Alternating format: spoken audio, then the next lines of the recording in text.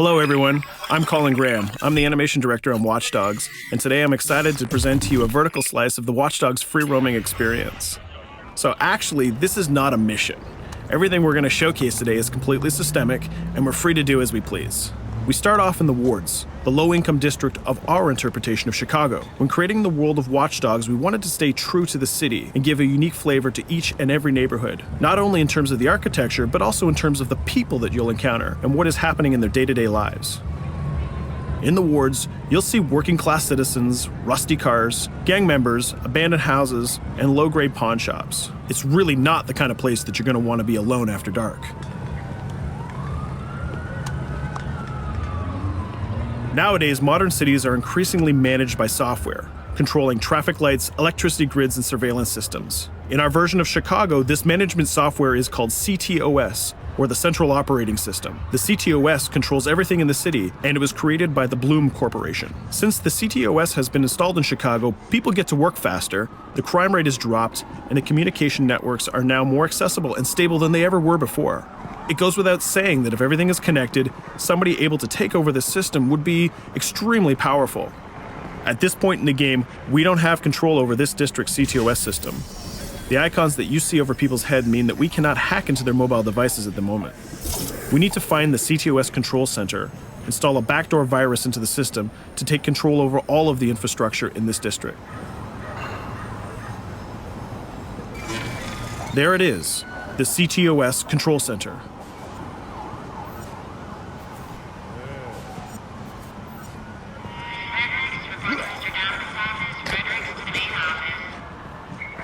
Watch it. You're walking someplace you got no business. It's heavily guarded. Let's see if we can find the server access codes from a distance. With cameras, we can explore restricted areas without being spotted, tag different guards, and access details on their lives. What the hell is she doing with that weasel motherfucker? It seems that Bloom employees all have a sort of shady past. There it is, the access code to the server room. Unfortunately, we can't access the server via the cameras. We need to sneak inside. One thing that was really important to us when we designed Watch Dogs was to fully support different player styles. Every situation in the game can be tackled the way the player sees fit. In this situation, we can go all out guns blazing, completely stealth without the guards ever seeing us, or we can hack from a distance without ever setting foot inside the restricted area. Let's hack this forklift. Aiden can use the environment to distract and lure guards. Pretty much anything you hack has multiple functions. So, for example, you could use this forklift to access the roof, or you could use it to create cover. Hacking in Watch Dogs is all about player expression. Let's set an improvised explosive device so we can hack it a little bit later.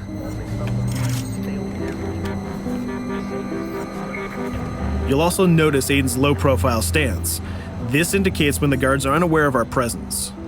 We'll try to reach the upper level of the building to see if we can gain a vantage point over our opponents.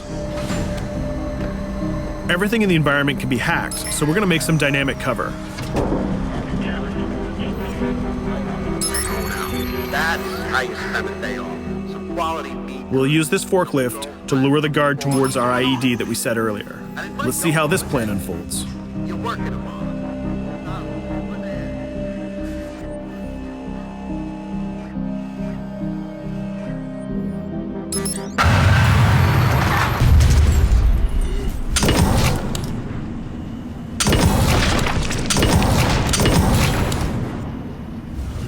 What you just saw is called focus. It represents Aiden's analysis capabilities and his quick reflexes. This gives the player more time to combine core game mechanics together, such as shooting, hacking, and driving, in order to handle more complicated situations.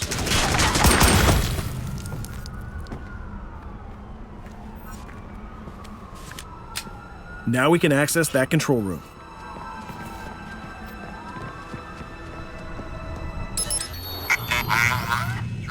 Drop 2, 5.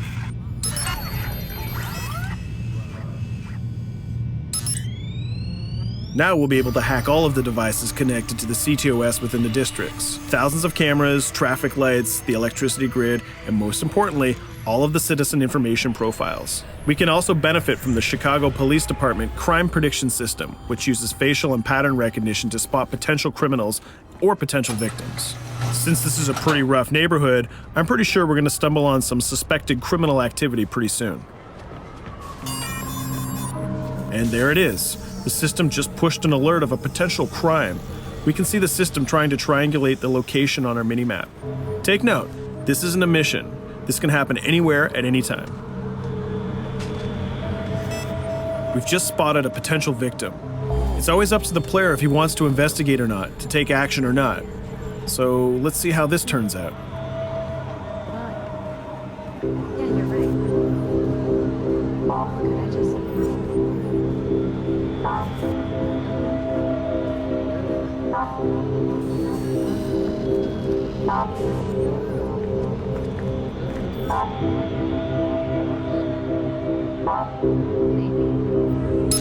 Right.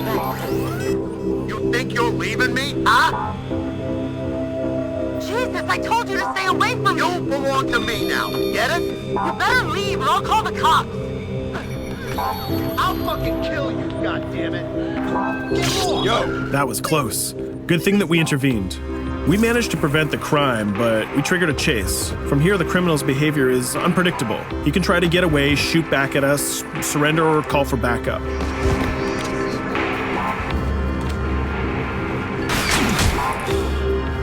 It seems like he decided to get away by car. Let's chase him down. In Watch Dogs, we have a wide variety of vehicles. Each one of them has their own unique properties and handling. Let's see how we can use the CTOS to our advantage to neutralize this criminal and leave the cops to deal with him later.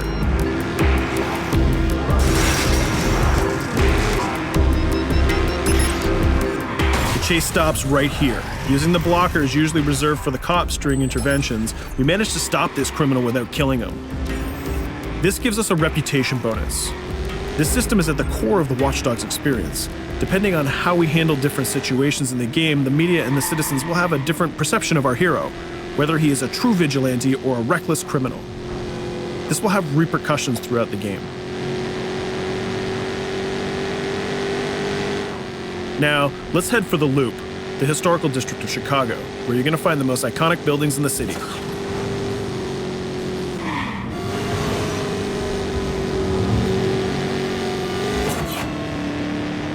We're going to go to a gun shop to see what arsenal is available for players. The economy is a big part of Watch Dogs. Players will be able to grow their arsenal with weapons and craft their tools in order to increase their power and their hacking abilities.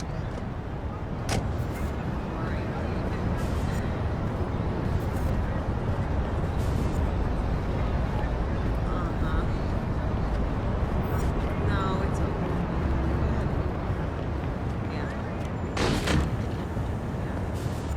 You will find all of the weapons that you would expect in a traditional shooter. Pistols, assault rifles, guns, sniper rifles, and grenade launchers, just to name a few. A lot of bullets were fired in our last encounter with the CTOS guards. Let's stock up on some more ammo. Finding everything.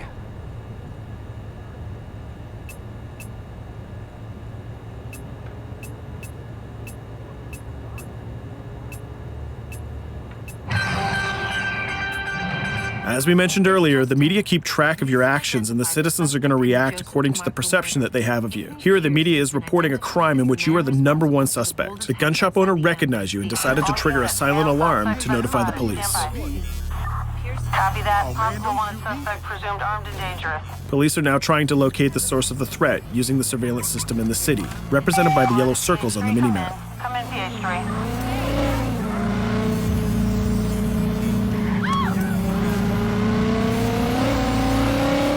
Aiden is able to stall their efforts by hacking into their communication systems while avoiding the scanning areas.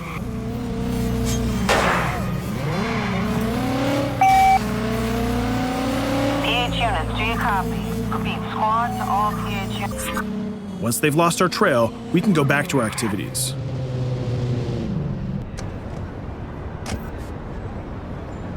One thing that Bloom did to win over the population of Chicago with the CTOS project was to install free Wi-Fi hotspots throughout the city. Free Wi-Fi is cool, but not very safe with someone like Aiden Pierce around. Hacking into this box is going to give us access to every device that's connected to it. So let's see where that brings us.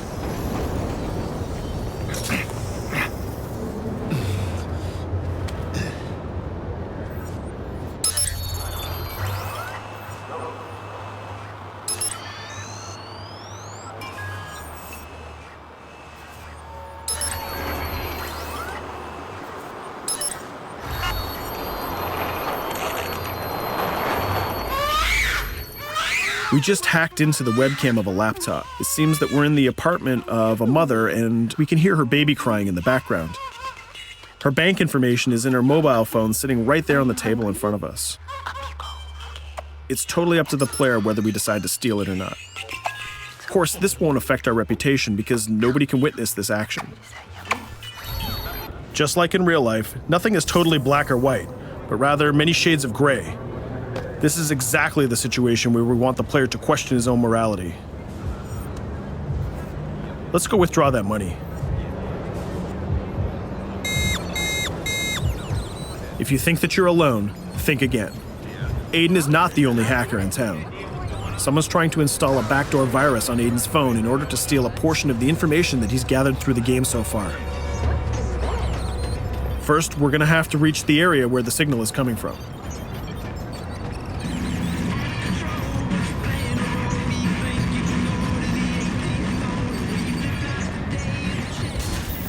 Using our profiler, we're going to try to identify the hacker before the installation finishes.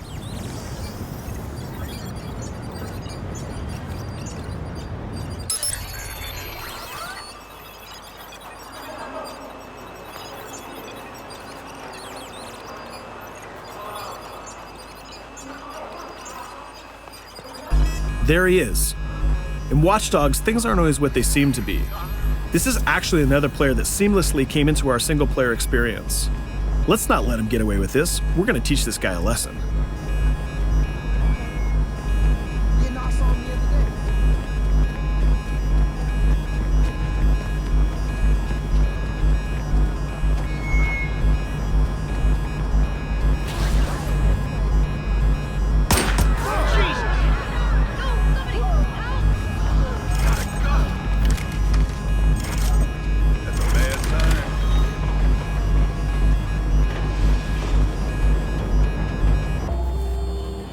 We stopped the hack, but the hacker managed to get away. I don't know about you, but we can't let this pass by. We need to retaliate. Using the grid, let's see if we can find that second player. There he is. Let's enter his game seamlessly.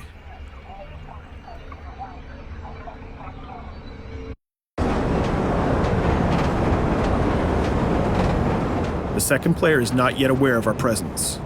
If we act carefully, he might think that we're one of the many NPCs in the city.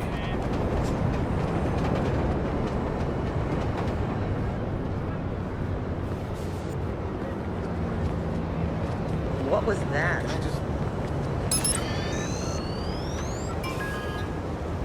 So let's find a place to hide and start hacking. What's going on?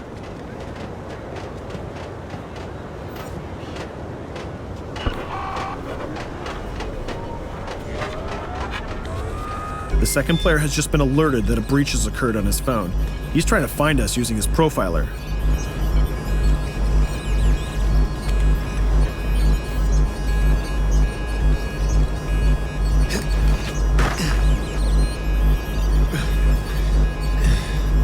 He's dangerously close. Let's hide in the car. We're spotted. Let's get out of there.